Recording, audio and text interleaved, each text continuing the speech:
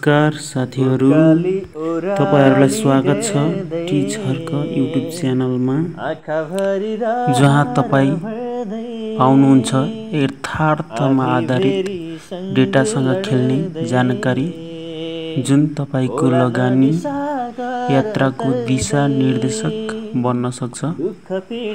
आज हामी कुरा गर्दै छौं विकास हाइड्रो पावरको धमेकेदार आइपिओ बारे। कहिले आउँछ र कहिले आउँदैछ, कति जनाले पाउँछन्, नाफा घाटा नोक्सान के हुन्छ र तपाईको पैसा सुरक्षित रहन्छ कि रहँदैन, वा तपाईलाई नाफा हुन्छ कि घाटा हुन्छ।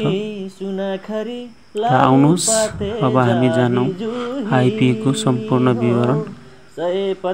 कम्पनीको नाम रहेको छ विकास हाइड्रो पावर लिमिटेड र आइपिओ निष्कासन मिति 2082 असार 18 गतेदेखि सुरु भएर 22 गतेसम्म क्लोजिङ हुनेछ र इस्यु म्यानेजरका रूपमा प्रभु क्यापिटल लिमिटेड लाई जिम्मा दिएको छ र आइपिओ निष्कासन हुने जम्मा किता 29,42,760 किता रहेको छ र अप्लाई गर्ने अनुमानित संख्या अहिले बजारमा डिमेट खाता खोल्नेको जम्मा 21 लाख जनाले लगानीकर्ताले आइपिओ अप्लाई गर्नेछन् र यतिको भिडभाडमा तपाईको भाग्य चम्किने कतिको सम्भावना छ। अब एकछिन हिसाब गरौँ। 29,42,760 लाई 10 ले भाग गर्दा 2,94,276 जना भाग्यमानी जसले 10 किता पाउने छन् र बाँकी 18 लाख भन्दा बढी लगानीकर्ताको खाली हात हुने प्रबल सम्भावना छ। र अब विकास हाइड्रो पावरको वित्तीय अवलोकन बारे जानौं र यसको ईपीएस अर्निङ पर शेयर ₹1.55 रहेको छ र यसको ईपीएस ले कम्पनीको वास्तविक कमाई देखाउँछ। र अब यसको बुक भ्यालु को बारेमा कुरा गरौँ।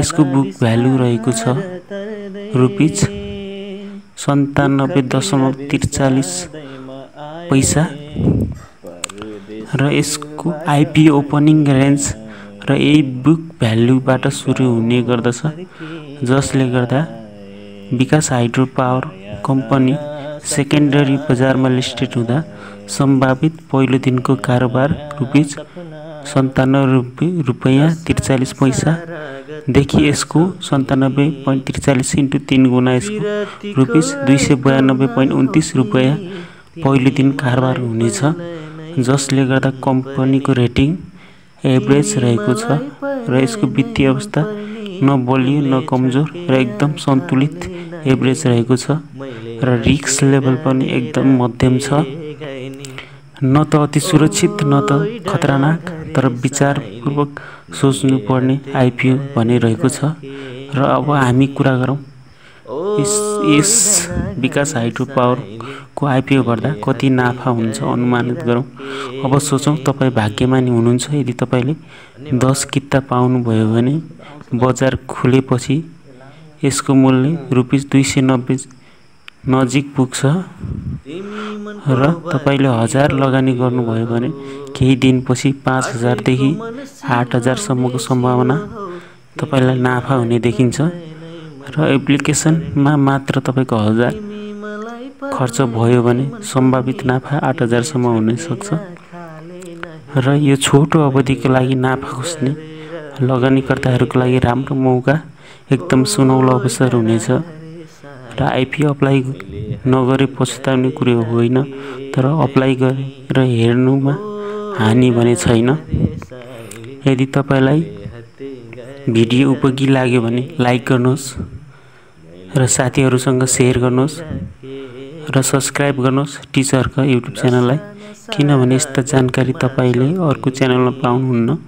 टिचरको तपाईको डिजिटल साझेदार र तपाईको लगानी सुरु गर्ने यात्रा बन्नेछ। हस्, थ्यांक यू सो मच।